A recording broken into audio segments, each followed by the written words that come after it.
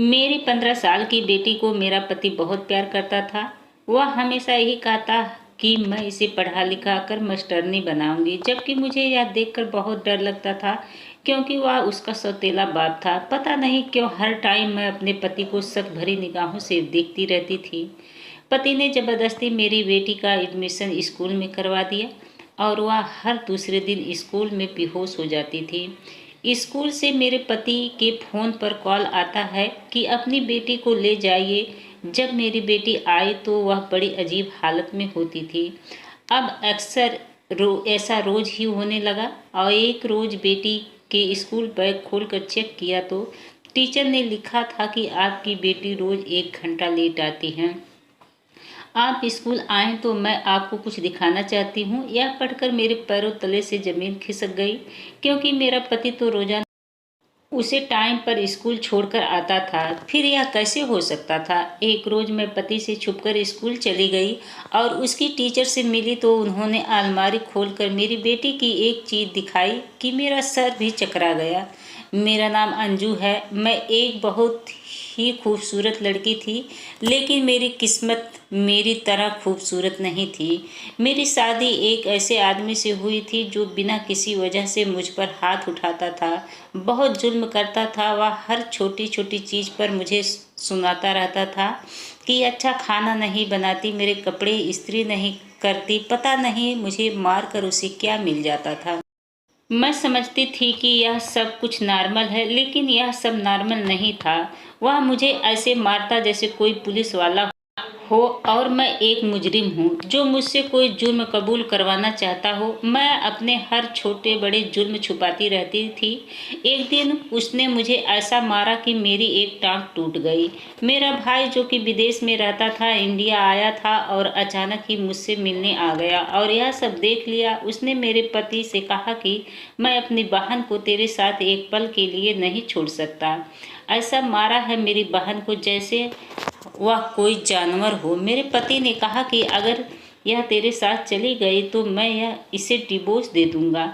मेरे भाई ने कहा हाँ ठीक है। मेरा भाई मुझे लेकर घर आ गया। आखिरकार मेरे पति ने मुझे डिवोर्स दे दिया और मेरे भाई ने पुलिस कंप्लेन कर दिया। उसे जेल हो गई। मैं अब ठीक से चल भी नहीं पा रही थी। मेरी दूसरी शादी भी तय हो गई।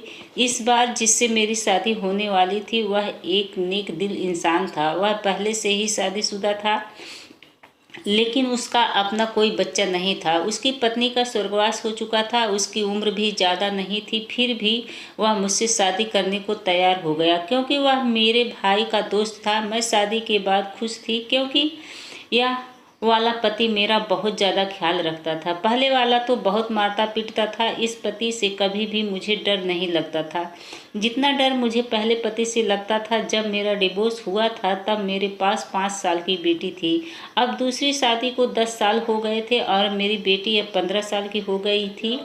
मेरी बेटी भी मेरी ही तरह बहुत सुंदर थी। जब मैं उसे 5वीं क्लास पढ़ा लिया तो उसके बाद उसका दाखिला एक बड़े स्कूल में करवाना था। मेरे पाँव की वजह से मेरा ज़्यादा चलना फिरना नहीं हो पाता था। मेरे पति भी मेरी बेटी को बहुत ज़्यादा प्यार करते थे। उसे पढ़ा लिखा कर टीचर बनाना चाहते थे। उसने मेरी बेटी का एडमिशन एक बड़े स्कूल में करवा दिया था। मेरा पहला पति मेरी बेटी की पढ़ाई पर एतराज़ करता था, जिसकी वजह से उसका 2 साल खराब हो गया था। मेरी बेटी 15 साल की थी, लेकिन वह 8वीं क्लास में थी। मेरी बेटी अपनी क्लास में सबसे बड़ी उम्र की दिखती थी। वह घर आकर यही कहती कि माँ मेरा सब मजाक उड़ाते हैं। मैंने उसे कहा कि तुम अपनी पढ़ाई पर ध्यान दो, पढ़ाई बहुत जरूरी है। लेकिन एक चीज बहुत अजीब होने लगी। मेरी बेटी स्कूल में बेहोश हो जाती। जब मेरे पास स्कूल से कॉल आया तो अपने पति को तुरंत स्कूल भेजा कि जाकर उसे ले आओ। मैं बहुत ज़्यादा घबरा गई थी। अचानक मेरी बेटी को क्या हो गया? मेरी बेटी भी अजीब थी। वह सुबह नाश्ता करके नहीं जाती थी, शायद इसी वजह से बेहोश हो गई थी। मेरे पति बेटी को लेकर आ गए। मैंने पूछा 2 घंटे कहाँ लगा दिए हो? तो वह कहने लगा कि स्कूल वाले बहुत अजीबो गरीबो बातें कर रहे थे कि अगर तुम इसके बाप हो तो सर्टिफिकेट पर किसी और के नाम क्यों है। मैंने कहा कि इसका सौतेला बाप हूँ। स्कूल वालों ने एक पेपर पर साइन करवाया और बेटी से पूछा कि यह कौन है। जब उसने बताया कि यह मेरे पापा हैं तब जाने दिया और इसे अस्पताल लेकर गया। क्योंकि इसकी हालत खराब थी, अस्पताल में बहुत भीड़ थी, इसलिए 2 घंटे लग गए। लेकिन अब यह ठीक है। मेरी बेटी सो गई। मैंने बेटी की तरफ देखा, वह चुप थी। पहले तो ऐसा नहीं होता था। जब से सोनी पैदा हुई थी उसके बाद तो ऐसा कभी नहीं हुआ था। ना जाने अब क्यों हो रहा है। अगला झटका अगले हफ्ते लगा जब फिर से वही सब हुआ। इस बार भी मेरे पति ने स्कूल से लेने गए, फिर अस्पताल ले गए। इस बार डॉक्टर ने कहा कि इनका खास ख्याल रखा करो, इसे खून की कमी हो गई है। मैंने बेटी की सेहत का ख्याल रखना शुरू कर दिया। पैसों की कमी नहीं थी, भगवान की दया से सब कुछ हमारे पास था। मैंने सोचा स्कूल में भी कह दूं कि इसको होमवर्क कम दे। मैं ज़्यादा पढ़ी लिखी नहीं थी, लेकिन हिंदी पढ़ लेती थी। मैंने अपने पति से कहा कि वह डायरी में लिख दे कि कम होमवर्क दिया करे। मेरी बेटी अब चुपचाप रहने लगी, कुछ नहीं बोलती थी। एक दिन मैंने पूछा कि इतनी परेशान क्यों हो, तो बस इतनी बोली कि मैं इसलिए परेशान रहती हूँ कि अगर मैं बीमार पड़ गई तो मैं पढ़ाई कैसे करूँगी। मैंने उसे कहा कि सारी उम्र पड़ी है पढ़ाई के लिए, सेहत ज़्यादा ज़रूरी है। मैंने कहा कि अगर सेहत अच्छी होगी तभी तो पढ़ाई कर पाओगी। मेरे समझाने के बाद भी वह परेशान रहा करती थी। मेरी बेटी स्कूल से जब भी आती उसे भूख लग जाती। वह आते ही खाना मांगती थी और मुझे उसकी पसंद का खाना बनाना पड़ता था। उसको खिलाने पिलाने से ज़्यादा खर्चा होने लगा था। जब मैं यह बात अपने पति को बताया तब वह कहने लगे कि बच्चों के लिए ही तो कमाया जाता है, बच्चे ही नहीं होंगे तो उन पैसों का क्या होगा। यह बात तो मेरे पति ने एकदम सही कहा था। वह मेरी बेटी को बहुत ज़्यादा प्यार करते थे। यह पता ही नहीं चलता था कि यह उनकी सौतेली बेटी है। मेरी बेटी भी अपने दिल से हर बात उन्हें बताती थी। मेरा पति शाम को उसे घुमाने भी ले जाया करता था, कहता था कि उसका मूड अच्छा हो जाएगा। मुझे इस बात को बहुत खुशी थी कि वह सोनी का बहुत ख्याल रखता था। लोग तो मेरे इस पति के बारे में जाने क्या क्या बोलते थे कि यह उसकी सगी बेटी नहीं है तो ध्यान देना। मेरे दिल में यह बात आई थी, लेकिन मैं अपने पति के ऊपर शक नहीं करना चाहती थी, क्योंकि इतने सालों में उन्होंने मुझे भी बहुत इज्जत दी, मुझे बहुत प्यार करते थे। मैं उसके कमरे में गई और पूछा कि तुम क्यों रो रही हो, तो कहने लगी कि मेरी साइंस टीचर ने डांटा है। मैंने कहा हो सकता है तुम्हारी टीचर को तुम्हारी बीमारी के बारे में ना पता हो, तो कहने लगी कि उन्हें सब पता है। वह कहती है कि होमवर्क क्यों नहीं करके आती।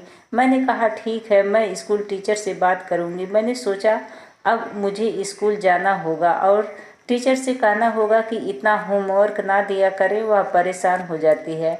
घर में आजकल काफ़ी नई नई चीज़ें आ रही थी और अपने पति के रैक में भी मैंने नोटों की गड्डी देखी थी। जहाँ तक मुझे पता है मेरे पति की तनख्वाह 15,000 थी। जब मैं उनसे इन रुपयों के बारे में पूछा तो कहने लगे कि मेरा एक दोस्त है, उनके कारोबार में मैंने पैसा लगाया था, उसमें मुनाफा हुआ है। मैंने कहा चलो अच्छा है। दिन यूं ही बीतने लगे। एक बार फिर से मुझे स्कूल से कॉल आया कि बिटिया की तबीयत खराब है, उसको ले जाइए। मैं अपने पति से कहा कि आप रहने दें, मैं स्कूल चली जाती हूँ या फिर हम दोनों चलते हैं। यह सुनते ही मेरे पति का चेहरे का रंग उड़ गया था, जैसे मेरे जाने से क्या हो जाएगा, कि तुम रहने दो, मैं ही चला जाता हूँ, मैं आपके साथ जाऊंगा। तो कहने लगी मैं उसे डॉक्टर के पास ले जाऊंगा, वहाँ भी बहुत भीड़ होती है, तुम रहने दो, परेशान हो जाओगे। मेरे पति ने सारे बहाने कर डाले मुझे अपने साथ ना ले जाने की। मेरे पति बेटी को 3 घंटे बाद लेकर आया। बच्ची बहुत थकी थकी नजर आती थी।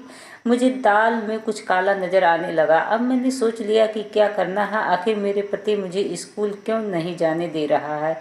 पता करके रहूंगी कि आखिर उसे स्कूल में ऐसा क्या होता है जिसकी वजह से मेरी बेटी बेहोश हो जाती है। मैं उसके टीचर से भी मिलूंगी। हो सकता है वह लोग उसे ऐसे कमरे में बैठाते हों जहाँ पंखा ना हो, और यह भी पूछूंगी कि कहीं स्कूल में उससे कोई काम तो नहीं करवाते। मेरे बच्चे बिल्कुल भी पढ़ाई नहीं कर पा रही थी। एक दिन मेरे पति काम पर गए हुए थे। मैंने जल्दी से घर का काम निपटा लिया और निकल पड़ी स्कूल। बाहर आई तो एक रिक्शे वाले को उस स्कूल के बारे में बताया और कहा कि वही आप छोड़ देना। तो वह कहने लगा कि मैं यहाँ ऐसे किसी स्कूल को नहीं जानता हूँ। मैं सोच में पड़ गई कि इस रिक्शे वाले को इस एरिया के बारे में सब पता होना चाहिए। फिर क्यों नहीं मालूम। मैंने कहा आप चलो, मैं रास्ता बता दूंगी, वहीं रोक देना। मैं बैठ गई। मुझे पूरे रास्ते उस नाम का कोई स्कूल नज़र नहीं आया। मैं इस एरिया में उतर गई और बेटी का स्कूल ढूंढने लगी। मुझे एक बिल्डिंग नज़र आई, उसके ऊपर वही नाम लिखा था जो मेरी बेटी मुझे बताती थी। मैं बिल्डिंग के अंदर जाने लगी। मुझे तो यहाँ कोई स्कूल नज़र नहीं आ रहा था।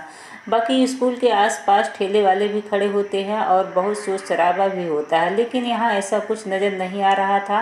यह बिल्डिंग बहुत गंदी थी। यहाँ कोई बच्चा भी नज़र नहीं आ रहा था। मुझे कोई दिखाई नहीं पड़ रहा था जिससे मैं अपनी बेटी की क्लास पूछ लूँ। तभी मुझे एक आदमी नजर आया। वह नशेड़ी जैसा दिख रहा था, लेकिन यहाँ इसका क्या काम था। मैंने सोचा प्रिंसिपल से इसको शिकायत करूँगी। मुझे कोई लड़की दिख जाती तो मैं अपनी बेटी के बारे में पूछती। तभी एक औरत नजर आई। उसने बहुत अजीब कपड़े पहने थे, देखने में बिल्कुल भी अच्छे घर की नहीं लग रही थी। मैंने उसे रोका और पूछा, यहाँ सोनी का क्लास कौन सा है। वह हैरान हो गई और कहने लगी, किसका क्लास। मैंने कहा, आप सोनी को जानती हैं। वह कहने लगी, वही लड़की जो बहुत गोरी सी है, उसके काले लंबे बाल हैं। मैंने कहा, हाँ वही। उसने कहा, अभी कुछ टाइम में फ्री होकर आ जाएगी। वह औरत कहने लगी, वह लड़की आपकी कौन है। मैंने कहा, वह मेरी बेटी है। पता नहीं क्यों वह मुझ पर हंसने लगी और थोड़ी देर बाद एक आदमी निकलकर बाहर आता है और वह अपनी शर्ट की बटन बंद कर रहा था। उसके पीछे एक लड़की भी थी। मैं समझ गई कि यहाँ कोई काम होता है, लेकिन मुझे चक्कर तब आया जब मैंने देखा कि वह लड़की कोई और नहीं बल्कि मेरी बेटी सोनी ही थी। मैं तो देखकर पागल सी हो गई। मैं सोनी से कहा कि यहाँ क्या कर रही हो। वह मुझे देखकर घबरा सी गई। मैं उसे मारने लगी। तभी वह औरत आती है और कहती है कि आप इसे क्यों मार रही हैं। इसे हर हफ्ते इसका बाप लेकर आता है, लेकिन आपकी बेटी यहाँ बेहोश हो जाती थी, इसीलिए यह अब तक सही सलामत है। और आपके पति ने कहा था कि यह मेरी सगी बेटी है। मैंने कहा कि वह इसका बाप तो हो ही नहीं सकता। अगर इसका बाप होता तो यहाँ ना लाता। वह औरत कहने लगी, ऐसी बात नहीं है। यहाँ पर ऐसी भी लड़कियाँ आती हैं जिनको उनको माँ बाप ही छोड़कर जाते हैं। खैर, आपके पति ने यह भी बताया था कि जब कोई दिक्कत हो तो मेरे घर पर कॉल करना और मेरी बीवी से ऐसे बात करना ताकि मेरी बीवी को शक ना हो। बाकी मैं समझ जाऊंगा। वह यह भी कहता था कि उसकी सगी माँ नहीं है। मेरे पति ने कितना झूठ बोला था। जिसे मैं एक इंसान समझती थी वह एक कसाई निकला। मैंने सोनी की तरफ देखा। वह काफ़ी डरी हुई थी। मैंने उसके सर पर हाथ फेरते हुए प्यार से पूछा, तूने मुझे सच्चाई क्यों नहीं बताई।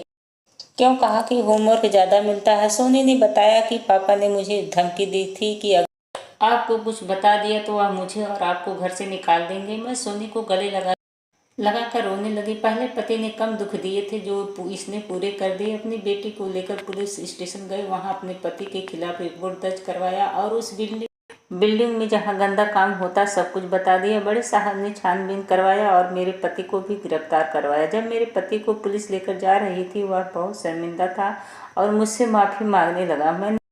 मैंने अपनी नज़र हटा ली और उसका चेहरा भी नहीं देखना चाहती थी। उसने मेरी बेटी की ज़िंदगी खराब करना चाहा। मैं अपनी बेटी को लेकर दूर चली गई जहां हमें कोई नहीं जानता था। कुछ साल बाद मैंने अपनी बेटी की शादी कर दी। तो दोस्तों, इसमें मेरी क्या गलती थी जो मुझे दोनों पति कमीने मिले। तो दोस्तों, कहानी कैसी लगी। कहानी अच्छी लगी तो कहानी को लाइक करना, और अभी तक हमारे चैनल को सब्सक्राइब नहीं किए हैं तो प्लीज़ हमारे चैनल को सब्सक्राइब करें।